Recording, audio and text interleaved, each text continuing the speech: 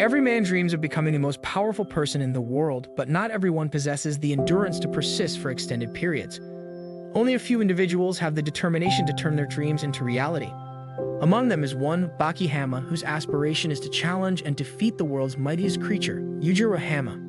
Just as we saw in the first season, facing numerous significant heroes against supervillains, where Yanagi's poison transformed Baki into a feeble and fragile boy as if he were trapped under a curse.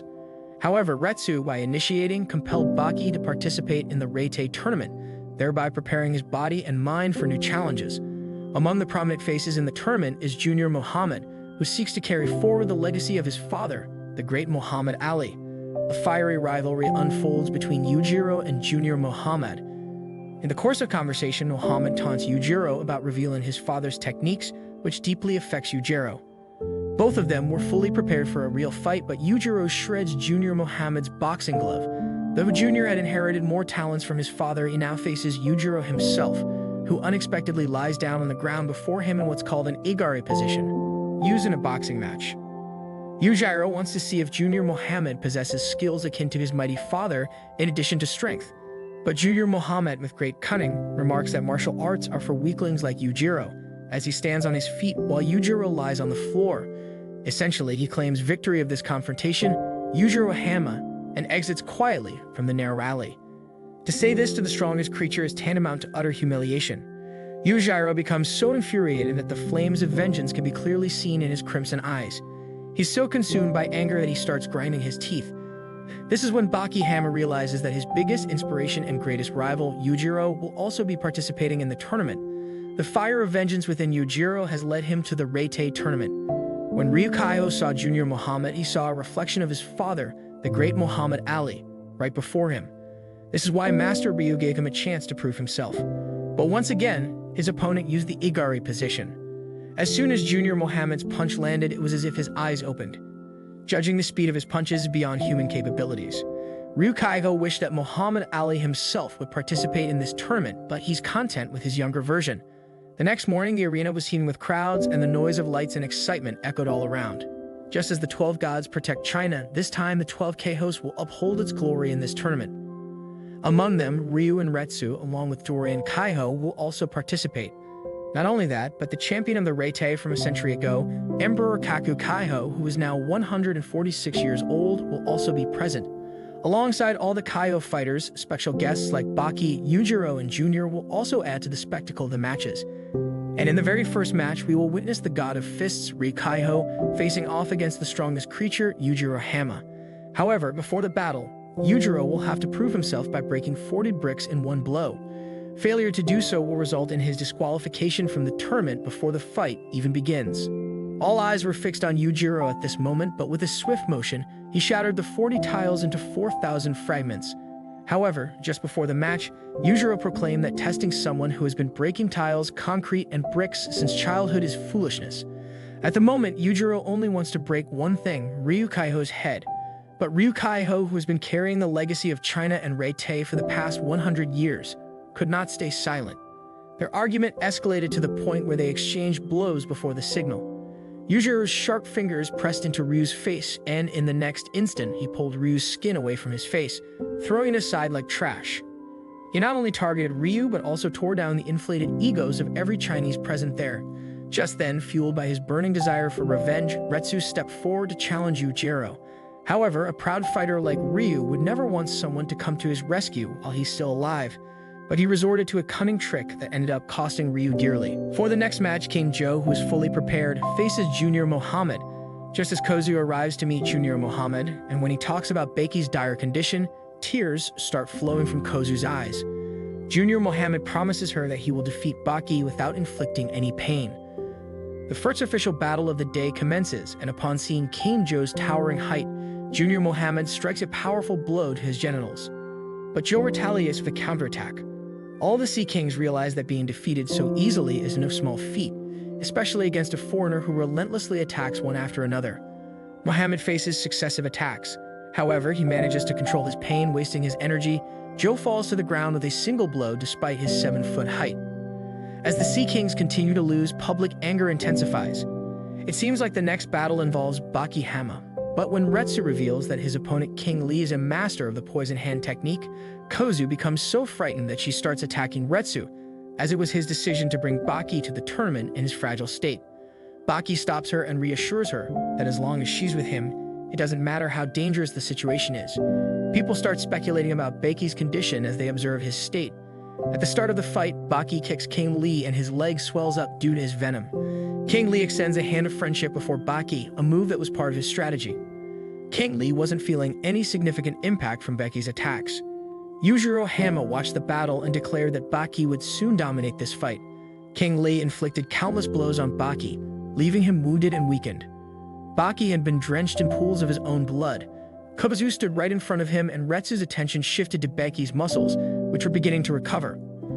In a matter of moments, Baki stood on his feet again, and this time he was even stronger. In reality, King Lee's venom had lessened the effects of Baki's poison. This is because in the poison hand technique, two distinct roles of yin and yang were employed in ancient times. It's believed that yang roles could counteract the effects of yin poison, which King Lee used, and Yujiro Hama was already aware of this.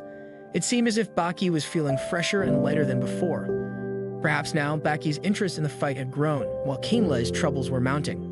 As soon as King Lee launched a powerful attack on Baki, Baki effortlessly dodged it. Now even King Lee realized that he was the one neutralizing his own poison, or perhaps Kozu's tears had cast some kind of spell on him. Whatever the case, King Lee wasn't faring well.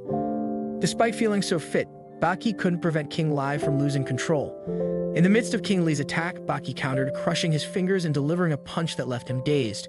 Witnessing Baki's strength, King Lee was taken aback, and that's when Baki secured his first victory.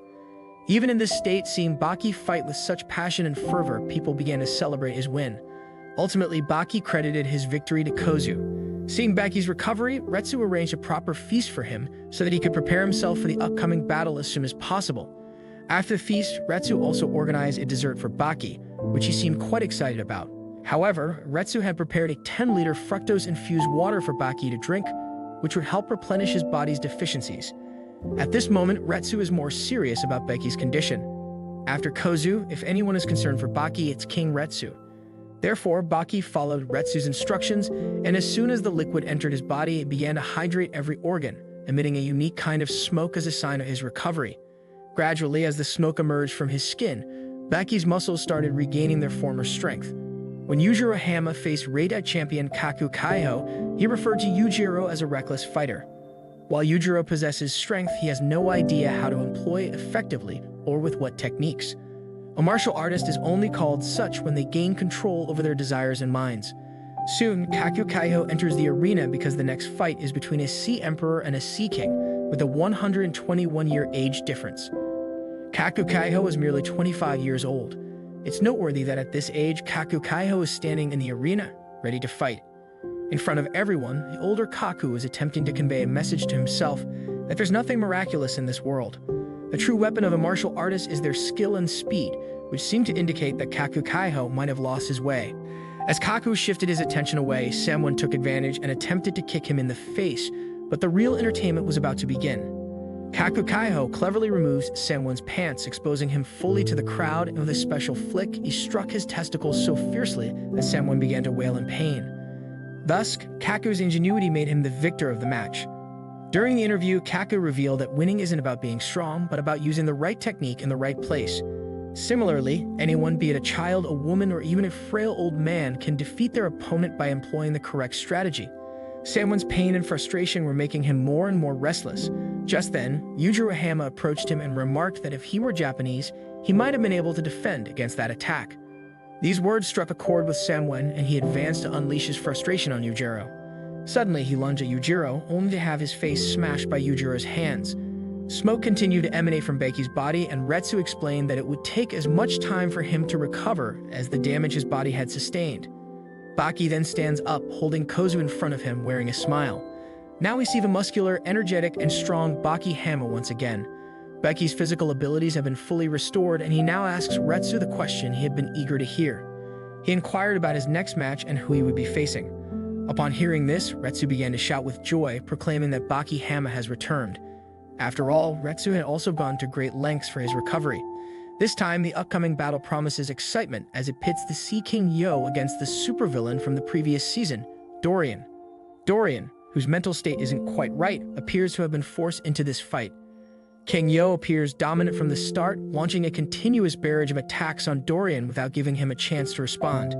Ultimately, the battle takes its course with the victory firmly in King Yo's hands. Becoming Dorian's assistant, Oliva handed him another candy to eat, and as he consumed it, Dorian rose to his feet. Perhaps King Yo's ego hasn't settled yet, as Oliva challenged him to a direct confrontation. Displaying his immense strength, Oliva effortlessly deflected Yo's attempted strike. Now Yo is determined to face Oliva directly in the ring, making this match quite intriguing. Despite Oliva's stone-like physique, Yo allowed him to launch the first attack.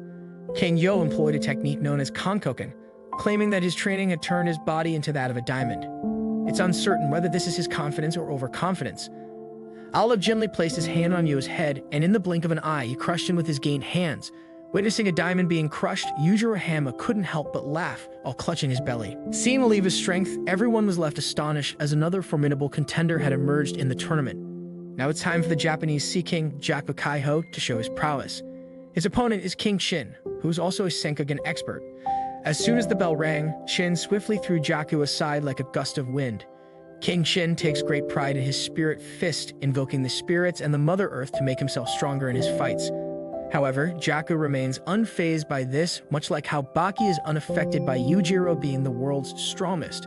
Baki mentioned that he has no interest in flaunting his strength. If Yujiro is the strongest, Baki considers himself just a bit stronger.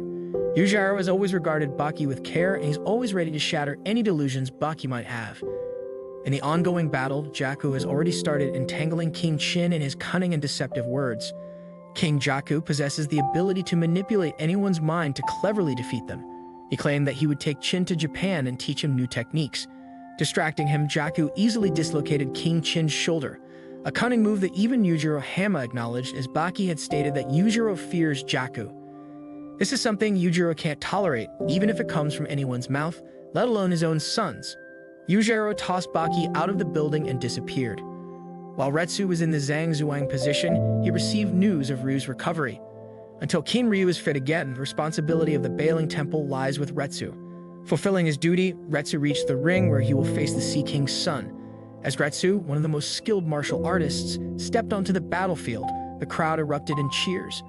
King Sun showcased his grip strength by breaking his own rings, boasting that he will crush Retsu with his fingers. However, upon hearing Retsu's single declaration, King Sun's eyes widened in astonishment. Retsu mentioned Hanayama, who tears apart decks of cards with his grip strength, and in comparison, King Sun's strength is like that of a newborn. Retsu engaged in a contest of grip strength with him, quickly overpowering and breaking his fingers within moments.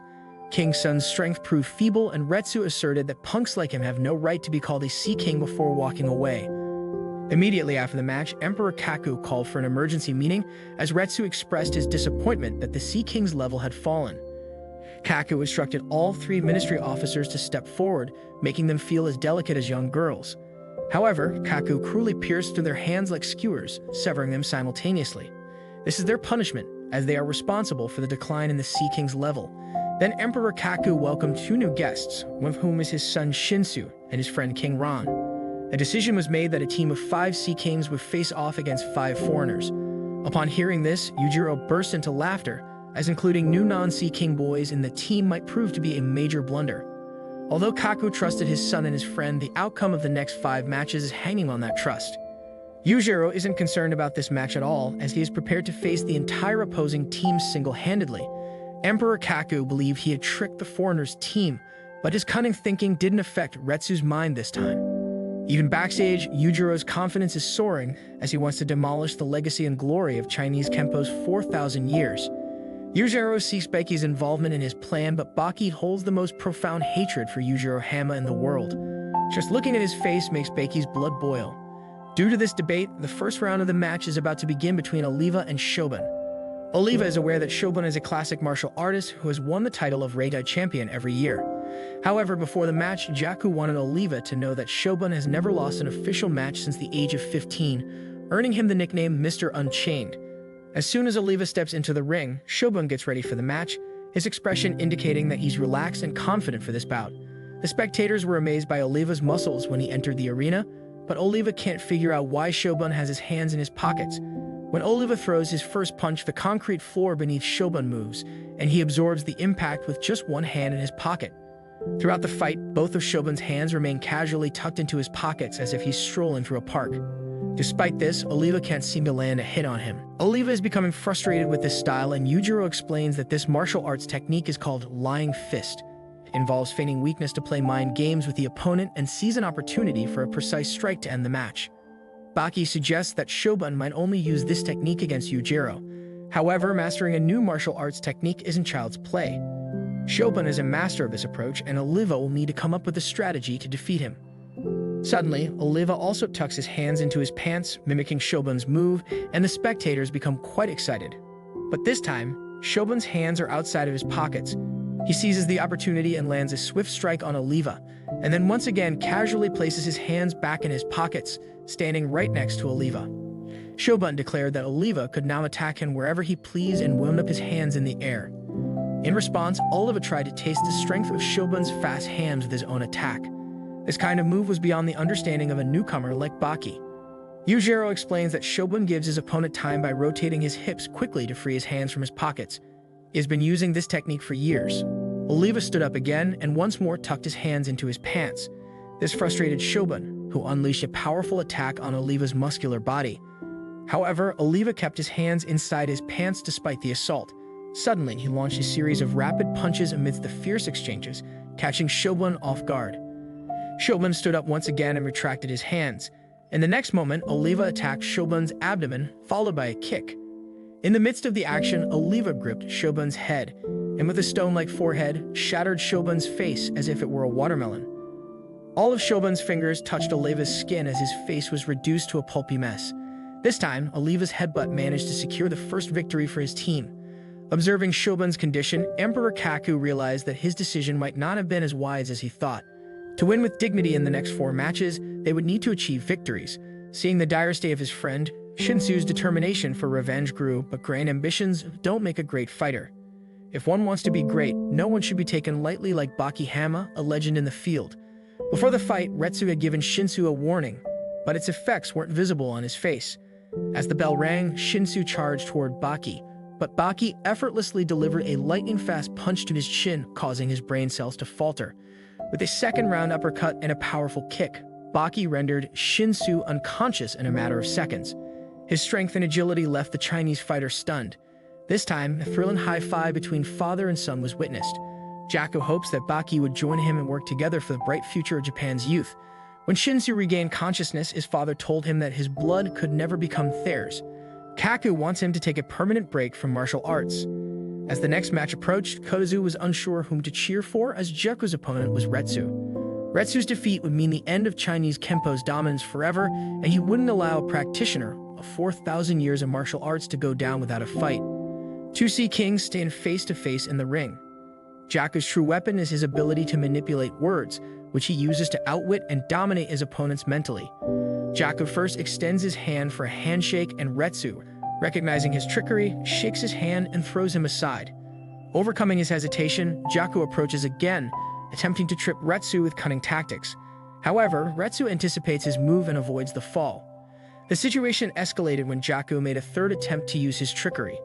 King Retsu grabs his hand again and inflicts a series of blows that severely damage Jaco.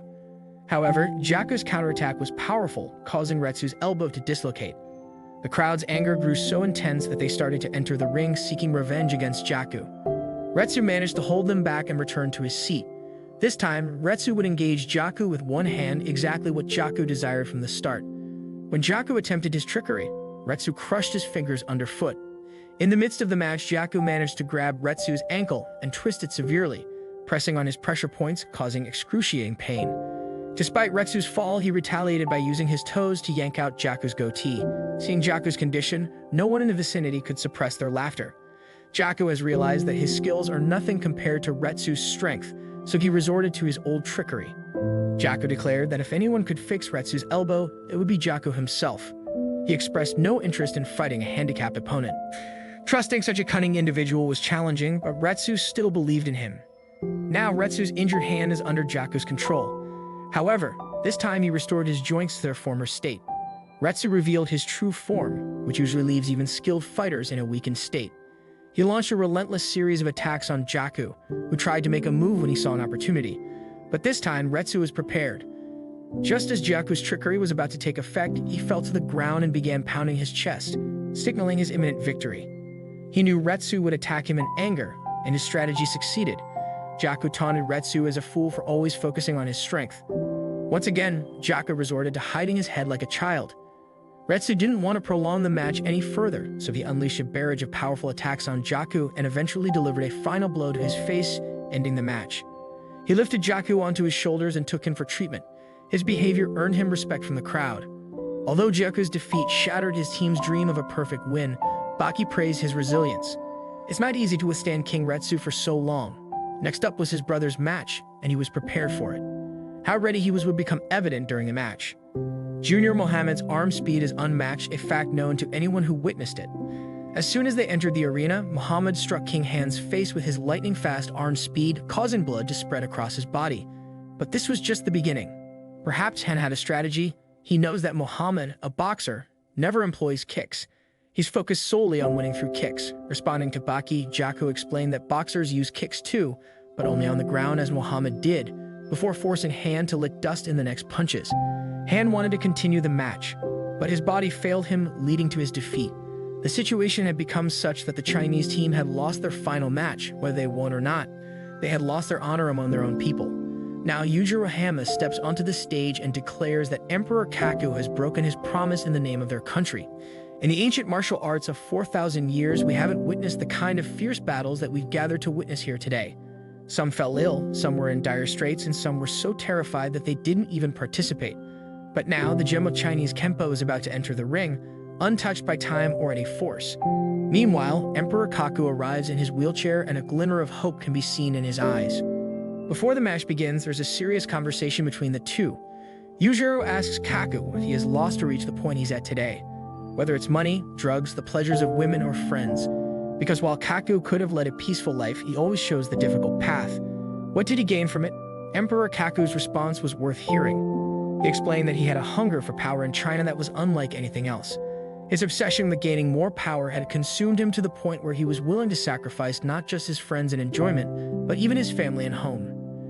The obsession with becoming strong was echoing in his mind. And so, almost 100 years ago, there came a day when Kaku's power had peaked. His body had turned into metal. He had become the strongest man in all of Asia. No one dared to challenge Kaku, but one day he encountered a 60-year-old man who shattered his arrogance. It was then that Kaku began to understand logic. As his mindset changed, he gradually witnessed his muscles disappearing. By the time Kaku turned 90, picking up chopsticks became a challenge, but he had found the logic. This leads us to a showdown between Yujiro and Kaku, a battle of logic and strength. Suddenly, Kaku leaps into the air and aims right in front of Yujiro. Baki and the others think that Emperor Kaku might have succumbed to old age. Just then, Retsu also arrives to witness the battle between boundless power and supreme logic. Kaku gives Yujiro the opportunity to launch the first attack, and he effortlessly counters the assault. Yujiro's powerful punches don't even dent Kaku's weakened body. Retsu had learned about Kaku's shori technique, a form of ancient martial arts that achieves a state of extreme relaxation, much like cutting a tissue paper in the air would be difficult. Similarly, attacking Kaku's relaxed body is nearly impossible. Baki had never seen anyone frustrate Kaku like this before. However, Yujiro also possessed knowledge of this technique. He knew that shori involved complete relaxation, much like a child falling from a 3-story building and remaining unharmed, while a grown man falling to the ground might break bones. Martial arts takes the rules of nature to an extreme level. In the next move, Yujiro used Kaku's hair to break his shori and delivered a powerful blow to send him flying. Broken hair can also stiffen the body. Kaku hadn't anticipated Yujiro's cleverness. Kaku stood up again and advanced towards Yujiro. This time, Kaku was only inches away from Yujiro. There was no fear in his eyes. He launched an energetically charged punch towards Yujiro. However, that punch left Baki stunned as Yujiro stepped back for the first time. Kaku continued to advance, but the great Yujiro Hama's intimidation forced him to retreat to a corner. Just before Kaku's punch could touch Yujiro, he managed to evade it somehow. However, the force of that powerful punch took Yujiro off guard. In fact, Kaku's attack was a unique application of shori, which achieves extreme relaxation of the body. Athletes also use this technique when they need to deliver a powerful strike. When Yujiro tasted the power of that punch, He struggled to regain his balance and was thrown into the air by Kaku, who weighed nearly 100 kilograms. The tension escalated even further as Yujiro declared that death was calling for Kaku. Kaku realized that even the strongest Yujiro was employing Shuri. However, Yujiro wasn't about to rely solely on Shuri. He wasn't that timid. He was simply mocking Kaku. For his next move, Yujiro channeled all his strength into a punch that crushed the floor like a cracker. The tension in the arena was growing as Yujiro's words heated up the atmosphere. He stated that techniques like Shuri were insignificant for his strength and delivered a punch to Kaku's face. However, Kaku was also holding his ground and wasn't giving Yujiro an easy time. He was relentless in trying to trouble Yujiro. When Yujiro began slamming Kaku against the wall, the efficacy of Emperor Kaku's Shuri seemed to diminish. Yujiro's return was heightening the excitement for the spectators. Kaku's dominance appeared to wane in front of Yujiro, and as Yujiro tore off his clothes, every individual present was left astounded by his demon back, resembling a monstrous visage. Kaku had heard much about this and felt fortunate to witness Yujiro's extraordinary physique. Yujiro had claimed that the world's every creature is weak compared to him, and Kaku was starting to believe in it. Yujiro's overpowering presence was visibly overwhelming Kaku. Finally, Kaku unleashed his fierce hands on Yujiro's body, seemingly going berserk on him.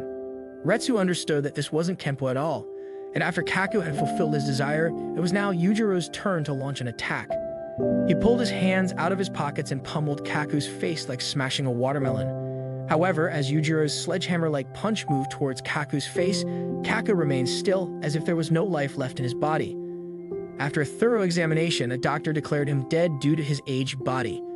It was a profoundly sad moment for everyone, but only for a few moments. As it turned out, Emperor Kaku was alive, leaving everyone astonished and screaming in shock.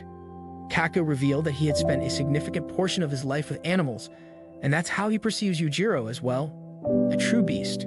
Just like no one attacks deceased creatures, the same goes for fighters. In the past 140 years, Kaku had learned ways to preserve his life, such as changing the color of his pupils and stopping his heartbeat.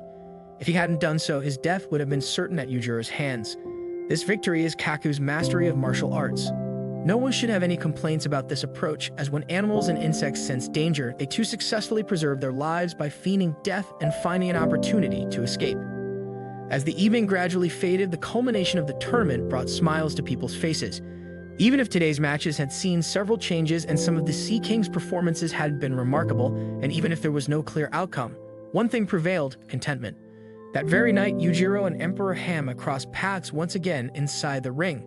Kaku praised Yujiro Hama and suggested that he could add Sea Emperor to his name, making him known as Great Sea Emperor Yujiro to the world. However, Yujiro had no interest in changing his name. He knew that even if he were to win today, people would never perceive him as the Sea Emperor. Nevertheless, he cared about Kaku's sentiments, and if possible, this decision of today's match might be declared 100 years from now. The next morning, everyone set off on their respective paths, having learned a great deal from the competition. After a few days, Baki decided to run in the freezing cold, and in his sprint, he reached the place where he used to practice during his childhood. It was there that he encountered Junior Mohammed, who playfully punched Baki's punching bag, tearing it open with a small hit. Mohammed seemed to want to spar with Baki, but Baki had always dreamt of defeating only one person. When Mohammed inquired, Baki shared that it was a family matter. He vowed to fulfill his aspiration, even if it meant putting his life on the line. Baki left that spot, but Mohammed was determined that one day he would force Baki to engage in that duel. The next morning, Kazu receives an unfamiliar call and finds herself at a restaurant where Junior Mohammed is waiting for her. Even before the conversation begins, Mohammed clarifies his intentions. He's preparing to face Baki in combat soon. Kazu is taken aback by his words, her hands trembling. Two reasons led Kozu to share this news. She was close to Baki, and Mohammed had developed feelings for her. He even dreamt of marrying Kozu. While Kozu might not be the most beautiful girl, Mohammed has grown fond of her. However, Junior Mohammed leaves the decision to Kozu, respecting her right to choose her partner. Before parting ways, Mohammed kisses Kozu. Later that evening, Junior Mohammed seeks out Shibukawa and issues a challenge. As Shibukawa gets ready, Mohammed prepares with his jumping stance. Despite his shorter stature, Mohammed sees a beast in Shibukawa. Just as Mohammed starts contemplating, Shibukawa confuses him by placing his sleepers in front of his face and swiftly throws him off balance with a well-placed strike. At this moment, Sugar Ray Robinson appears, a legendary boxer. Robinson's punches were quick, faster than brain neuron signals, yet there was a boxer even faster than him, the great Muhammad Ali. Despite his age and health issues, Muhammad Ali acknowledges another boxer who is even faster than him, a boxer he has never seen in the ring. Junior Muhammad is currently causing trouble for Shibukawa. The following day, during a conversation between Baki and Kozu, Baki informs her that whatever decision she makes regarding Muhammad, he will accept it. Muhammad also conveys a similar sentiment to Kozu. This time, Junior Muhammad sets his sights on Dapo Orochi, aiming to establish his dominance by defeating all challengers. His arrogance is evident, and he is determined to establish his supremacy. At first glance, Orochi mistook Junior Muhammad for Muhammad Ali due to his physique resembling that of his father. Dapo's initial move didn't work on Junior Muhammad, leaving him stunned. As the blink of an eye, Muhammad swiftly landed another punch on Dapo, leaving him dumbfounded. Disturbing martial artists like Dapo is no small feat. Before his next attack, Dapo put his hands in his pockets, but this time, as Jay Muhammad advanced to throw a punch, his punches couldn't reach Dapo's face. With his cunning technique, Dapo had gained control in the match. Muhammad couldn't fathom why he couldn't reach Dapo. In reality, Dapo employed a technique similar to Kendo. He wanted to bring this match to an end soon. In the midst of this, there's a glimpse of a meeting with the great Muhammad Ali as a reporter. When the reporter asked Ali how, after landing a punch, boxers seemed to hear one after another, Ali handed him an iron rod without saying anything. He asked him to strike the ground with all his might. But the moment the rod hit the ground, the reporter's hand vibrated severely, causing discomfort. This is the same sensation that courses through a fighter's entire body when hit by a heavyweight champion's punch. Similar to how thousands of ants might move all at once on the body. And it's this sensation that Dapo Orochi has become accustomed to. One beautiful morning, while Baki and Kozu are sitting in a park, exchanging kisses, suddenly Jay Muhammad approaches them. He informs them that he's planning to marry Kozu soon. Kozu bursts into laughter at his statement, leaving Baki quite perplexed. Junior wants Kozu to choose a life partner for herself as a woman, and nobody else seems to object. Baki said that if she doesn't like him, Kozu can leave him whenever she wants. This time, Jay Muhammad approaches Jack Hama, who is currently enjoying his dinner. Junior asks Jack to wait for a while, and after Muhammad clears his intentions, Jack agrees to fight immediately. They both arrive in an underground tunnel, where Muhammad begins his usual jumping warm-up routine to get himself ready. Meanwhile, Jack takes off his shirt in anticipation. Jack is impatient and eager to face Muhammad, craving a challenging opponent. But after enduring a few of Jack's punches, Jay Muhammad realizes that he's dealing with Yujiro Hama's son. Challenging someone with Yujiro's height, muscles, and toughness could prove to be a daunting task. Despite Jay Muhammad's efforts, Jack Hama keeps delivering powerful blows that send Muhammad reeling. This marks the beginning of a tough time for Jay Muhammad. Jack's monstrous strength weakens Muhammad significantly. However, Muhammad isn't ready to give up. He continues to challenge Jack, almost inviting his own demise. Given his condition, turning the tables on Jack seems nearly impossible. Jack's final punch even severs Muhammad's tongue, leaving him in a dire state. Eventually, Jack feels a sense of pity for Muhammad's fragile condition and walks away without finishing him off. About 5 days later, when Muhammad meets Kozu for a coffee, she's taken aback by his appearance. His speech is hindered due to the injury inflicted on his tongue. Kozu meets him upon his request, but she wants their interaction to remain limited to friendship only. Just then, Shubikowa arrives, interrupting their conversation. He takes Muhammad to a secluded place with Kozu's permission. Muhammad is oblivious to what awaits him with Shubikawa. Shubikawa informs him that whether it's a fight or a game, he always settles his scores, even for his losses. Hence, despite Muhammad's weakened state, he challenges him to fight. Shubikawa uses his fingers to attack, leaving Muhammad's head bruised like a potato. Unrelenting, Shubikawa tends to his wounds without showing any mercy, revitalizing his wounds. After another meeting, when Kozu saw Muhammad's deteriorating condition, she was surprised. Or perhaps she knew that her bandages were a result of the wounds inflicted by Shubikawa. In her eyes, Junior was appearing more foolish as he tried to prove himself as a great fighter. This time, Dapo Orochi himself arrived after their encounter, bringing Junior to a peaceful place. His intention was to settle an old score with him. Dapo stated that although Jay Muhammad was the winner of their previous fight, challenging someone in the world of martial arts is not wrong. And now Muhammad couldn't even use his condition as an excuse. A fighter doesn't care about who or where they fight as long as they can breathe. Jay Muhammad accepted his challenge and, with the help of his other hand, fashioned a makeshift punch after removing his bandage. He declared that this fight would be a final one, as Dapo wouldn't dare to challenge him again. As their exchange of words concluded, Muhammad threw a punch with his injured hand, and its impact hit Dapo's metallic-like head. In response, Dapo retaliated and struck Muhammad's fractured hand. He continued to relentlessly target his injured hands, as striking the weak point of an opponent is acceptable in martial arts. Mohammed began preparing for the next moments and tightly wrapped his hands with a piece of cloth. However, Dapo pressed forward and started tearing apart every part of his body. Due to his shattered bones, Mohammed's punches had lost their effectiveness. As Dapo moved forward, he told Mohammed that he could either attack him from behind or admit defeat. Finally, Mohammed was left in a worse condition, returning to meet Kozu. When she questioned him, Mohammed started to change his narrative. He mentioned that with each encounter, they are getting closer to each other. However, Kozu knows everything, and she revealed Mohammed's defeat as a shameful loss, causing him to bow his head in embarrassment. In the evening, when Mohammed was summoned to a party hall, he feared that someone might take advantage of his crippled state again. With each step, his anxiety grew. But upon reaching the hall, he found his father, the great Muhammad Ali, standing right there. Muhammad Ali expressed his desire to spar with his son, even in his current condition. He mentioned that 5 years ago, he had been defeated for the first time, and it was by Junior Muhammad. Now, battling a 60-year-old ailing elder shouldn't be a problem for him. The only difference was that this time, Muhammad Ali was challenging someone after months of training. He had put in extensive effort to build up his stamina. Witnessing Junior's hesitation, Muhammad Ali belittled him by calling him chicken, deeply wounding his self-esteem. Despite the humiliation, Junior couldn't stop himself from accepting the challenge. It's unclear whether it was his wounded pride or arrogance that led him to accept the challenge to fight with his father. But this time, Junior's efforts weren't enough, for after all, a father is a father. Every punch thrown by Muhammad Ali showcased the blood and sweat he had shed over the past 5 years. Junior couldn't even land a single punch on him. In his injured state, he was beginning to regret his decision. He had merely taken advantage of Muhammad Ali's weakened state.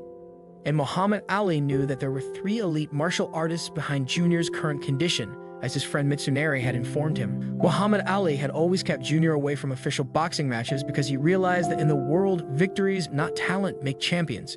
Junior was beginning to understand that no fighter ever wants to consider themselves weak, and Emperor Kaku, even at 150 years old, was a formidable fighter. Even Dapo Orochi and Shibukawa's skills and energy didn't depend on their age. Mitsunari then entered the room and praised Junior's strength.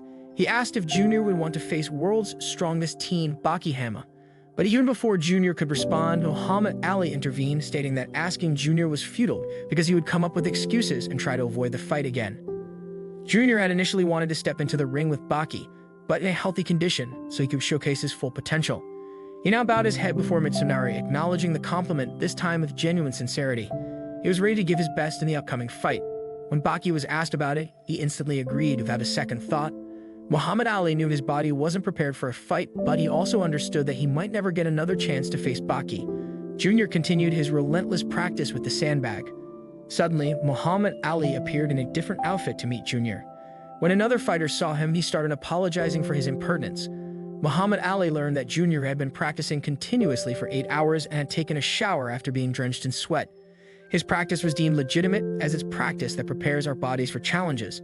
Upon hearing that Baki had accepted the challenge to fight him, Junior's punches gained speed, and his plaster began to fall off. A while later, Yujiro Hama, his old friend, arrived to meet him.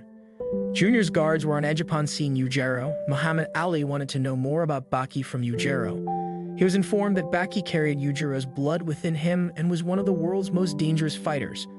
On that evening, Junior, Muhammad, and Kozu met again. Kozu was amazed to see his recovery. Junior revealed that upon hearing his and Baki's names, his body had automatically begun to recover. He expressed his desire to break down the wall that stood between him and Baki. A talk about the impending fight between Baki and Junior sparked enthusiasm among all the heroes. The judgment was split, with some siding with Muhammad and others with Baki Hama. Having so much discussion about such an exciting match is only natural. Even Junior's driver was cautioning him against fighting, fearing for his life. Junior was taken 6 floors below the arena. Each step towards the ring heightened his tension. During warm-up, Junior practiced every maneuver, not wanting to leave any gaps before the match. Upon entering the ring, a horrifying sight suddenly emerged. Yujiro Hama was there. People started speculating whether Yujiro would be Junior's opponent. However, like everyone else, Yujiro was there to mock Junior as well. He explained that in this match, there would be no rules, no referees. This fight would be a fight to death. As soon as the match began, Yujiro skillfully dodged Junior's initial punch and slammed him to the ground. Fear made Junior even weaker. He didn't want to make any mistakes. In Heartbeat, Baki lunged at Junior, starting to crush him. Just before Baki could finish Junior off, Muhammad Ali came in between, delivering a powerful punch to Baki's face. Baki wasn't upset by this. After all, a legendary boxer's punch left a mark on his face. Suddenly, without hesitation, Baki challenged Yujiro to a fight, revealing his intention to end either his story or Yujiro's. He still remembered how Yujiro had humiliated him and killed his mother a few years ago. This memory had been etched into Baki's mind, driving his determination. And finally, Yujiro accepted this challenge. He told Baki to get ready to become his next prey, and he was damn serious that time. However, this fight wasn't going to happen immediately. The clash between the Hamas wouldn't be a small one by any means. Yujiro entrusted Mitsumere with overseeing it and left. Backstage, Junior was overwhelmed, his emotions running wild, sobbing uncontrollably. Kozu looked at him, and his eyes filled with shame in front of her. At the Shinkai training hall, Dappo and Shibukawa were discussing an upcoming match while enjoying snake alcohol. They had never thought that Obra Yujiro would accept Baki's challenge. Retsu knew that Baki was much stronger now. He had disabled his opponent in the tournament in just 3 blows. When news of this reached Jack Hama's ears, he was at first skeptical, but then got just as excited as everyone else. Dappo wanted to test Baki's strength, so he said that they both wanted to become the strongest, even though they hadn't fought yet. But Baki's clear statement was that he never wanted to be strong. He just wanted to defeat Yujiro. Everyone is eager to witness the clash between the Hamas, and they've been waiting for the match to start for a long time. But when the time comes, Yujiro is nowhere to be seen. Suddenly, his dangerous presence looms over the scene, casting a dark shadow. Now, everyone is waiting for the biggest fight in history. Baki's dream of years is about to come true. However, not in this part. A bit of waiting is necessary to savor this historic battle until the next episode.